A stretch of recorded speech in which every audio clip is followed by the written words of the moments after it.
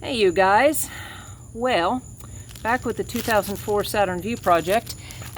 What I did is I taped everything off with blue painter's tape is the bulk of what you're seeing, but anywhere like in these edges where I want a clean tape line, I use this from 3M,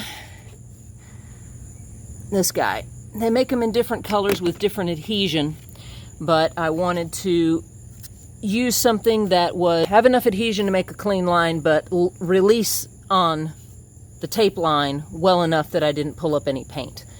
Wiped everything down with alcohol, using a microfiber, just getting the finishing touches. Hopefully I don't have too much trash in here. I did the bulk of the prep with the paper towels, and this is just the final wiping.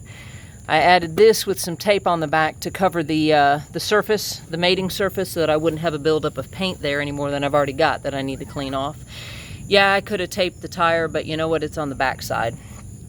But my thought process is to do this in 2 stages, taping it and dividing it in half at the body, or at the trim line, I should say, on the wheels will enable me to be able to get a smooth area here without dry spraying the front, and vice versa. Otherwise you're playing that game where you're running back and forth and back and forth and back and forth, trying to make sure you get a wet enough coat without running it, without dry spraying it, and I just don't want the headache. So I went through the headache of taping everything. So 6 one, half dozen the other, I guess.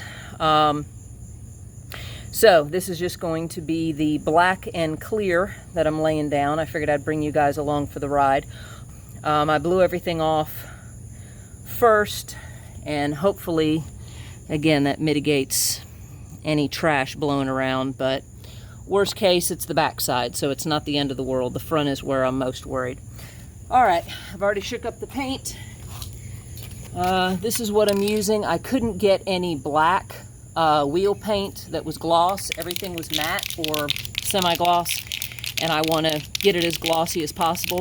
So I opted for this ceramic because at least it'll have chemical resistance and whatnot to stuff that will get kicked up on it on the road. So we'll see how that goes, but I did get the wheel clear for on top. Yes, I could have taped off the back, but again, it's the back. So I'm not super worried. DE 1613 is what I'm using. Duplicolor, which is a gloss black. And I'm just spraying the initial light coat. I know I have a bad habit of shooting a little heavier than I probably should, but as long as I'm not running it, we're good, right? And I know I should probably do this with the wheel standing up, but it makes it a whole lot harder to control the dry spray. So I'm doing it this way, and I'm going to try and keep the can as vertical as possible to get a good spray. And again, being this backside, it's not nearly as critical.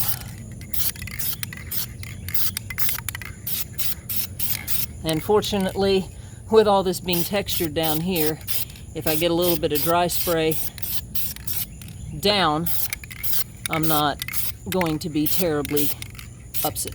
Excuse me, upset about it. Okay, we'll let that be our first coat. I'm going to do the others. I'll pause you while I do those, and I'll bring you back in when I start painting this one again. Alright, coat 2. And I probably won't have y'all in for coat 3. I'll just skip that and we'll go to the clear. This is a new can. I think I'm going to save the cans when they get low to just do the upper rim portion, because that's usually when they start spitting, and I can keep it at the most vertical position when I'm spraying up high. What I discovered in reading more in depth versus just reading the directions on the back of the can, this is an enamel. When you're painting enamels, you have a window. You're supposed to provide 10 minutes or so between coats, and then make sure that you've done your final coat within an hour's time. You're not supposed to go past that, because what happens after an hour is the paint begins to outgas.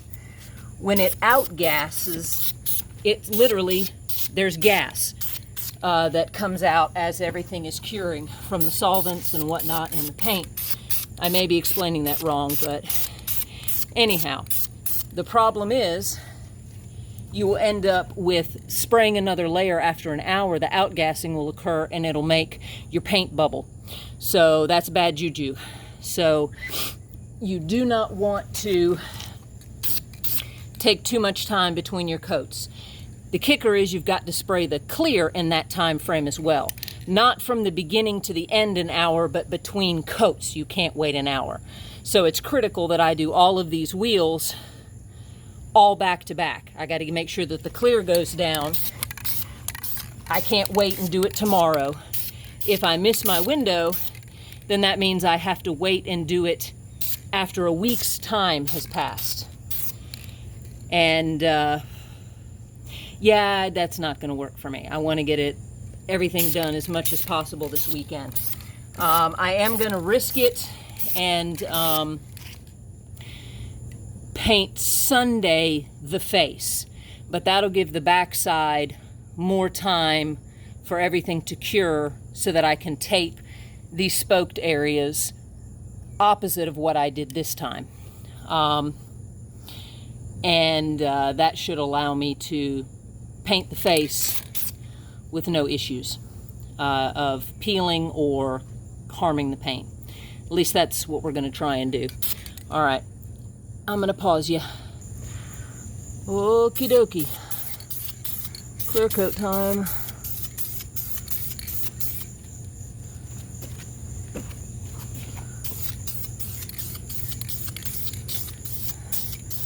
I can remember where I was before with this enamel having a coat window. I don't want to have to wait a week to do this and run the risk of something happening, damages or anything like that. So I'm running it all together and splitting it inside and outside so that I don't cause issues.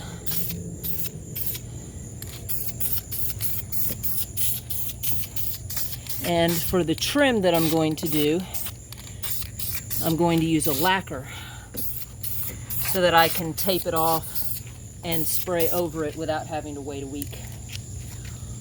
You can do that with lacquer. You cannot do that with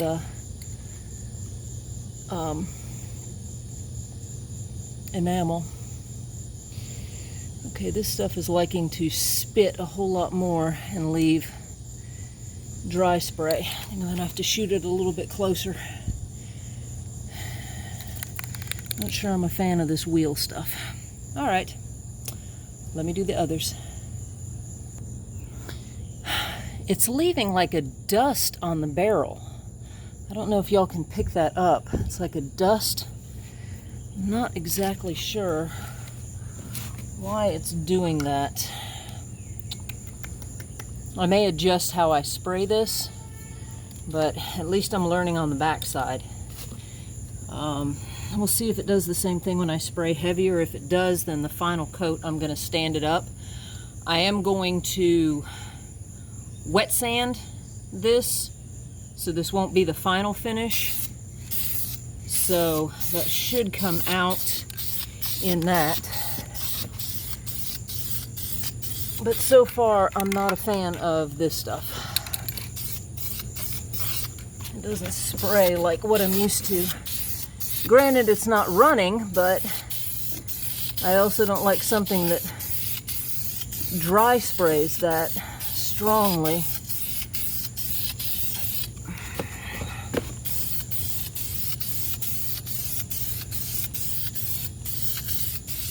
I tend to spray a little wet so that I get less orange peel, and dry spray, but this stuff may not be conducive. I'm because of the way it's billowing up.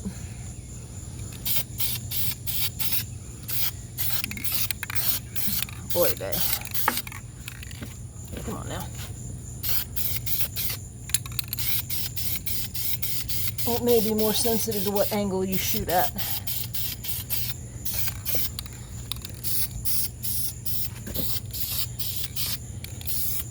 Which means I will probably not do 3 coats on the spokes.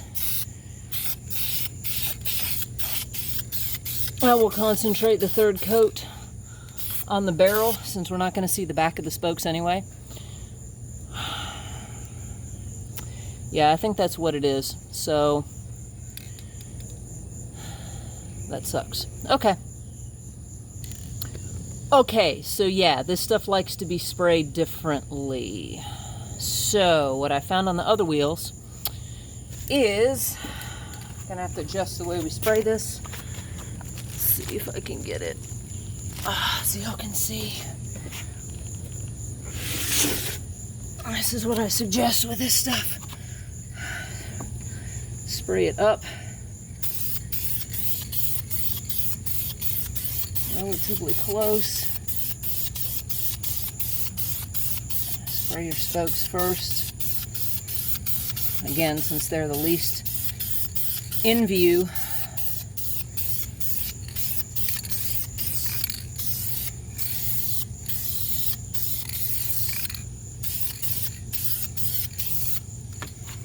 Then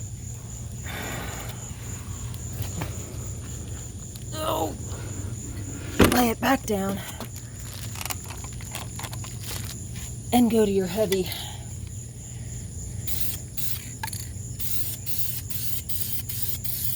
spray in the barrel. It seems to give you less kick up.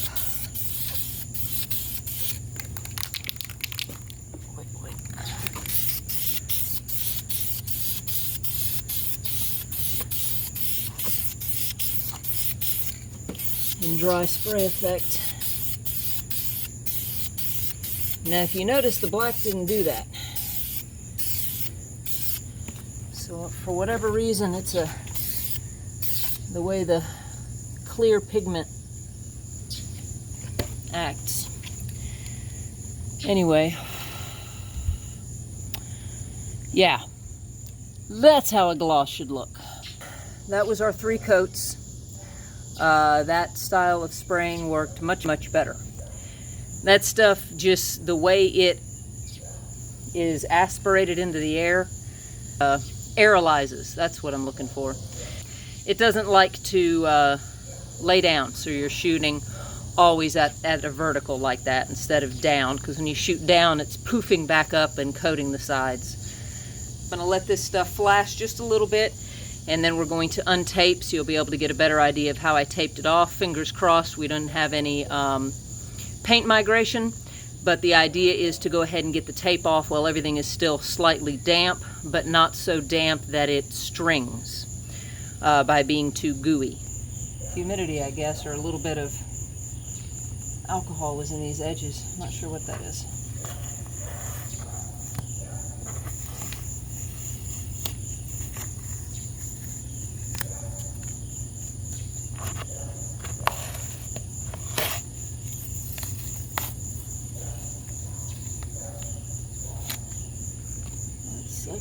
I'll have to check and see if that's where it grabbed some primer. If so, I'll have to touch it up. Again, this stuff is supposed to be super gentle. The dark blue is the Duck brand. The light blue is the 3M. I noticed the 3M has a lot less adhesion, so I would recommend going with the 3M painter's tape versus the Duck version.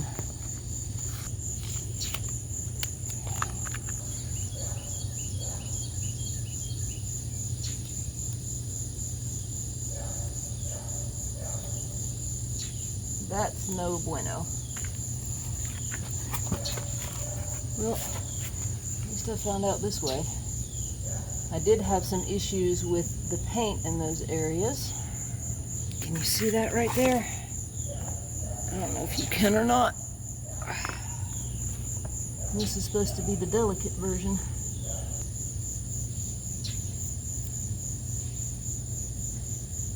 It's wanting to grab some of that stuff.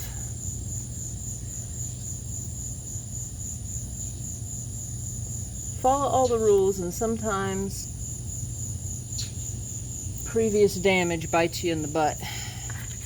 I don't know if it was this wheel, I'd have to go back and check, but I did have one where the edge of the spokes were having massive issues lifting, and I sanded everything really, really well, but that does not mean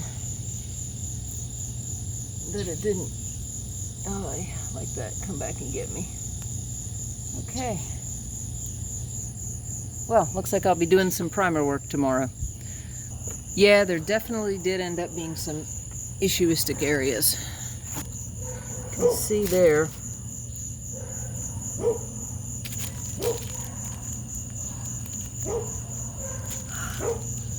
I've got a few more there. Another one up here. It's not down to the metal, and I don't think it's down to the paint. I'll know more when everything dries and I can actually handle it and inspect it. I think it's okay. I think I can fix it. As long as it's primer, I'll just resand these areas better. And I'm going to be spraying red lacquer here as an accent inside these spokes. And lacquer will bond to lacquer. So, because it actually chemically melts the areas. So that's at least one saving grace. It's not on the face of the wheel where any of the black enamel's going. This is what we're looking like. Ooh, hang on. Inside the barrel. Hopefully y'all can pick up the gloss. You see, this is it's a dry spray. So it's definitely going to need some wet sanding. Even did it right there. Whoops. But hopefully the bulk of it will come off with compound and wet sanding. The problems with this, again, it didn't go down to the metal.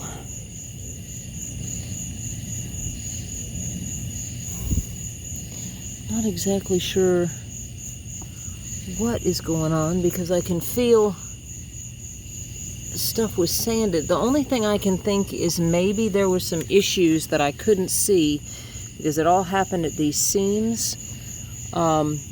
With the original paint, you know, it was pretty rough, whatever coating they used on these. And perhaps the coating was a problem. Yeah, I really hate that clear. Just saying. I prefer regular clear, but this one seems to have gotten progressively worse with some of these. That's such a weird finish.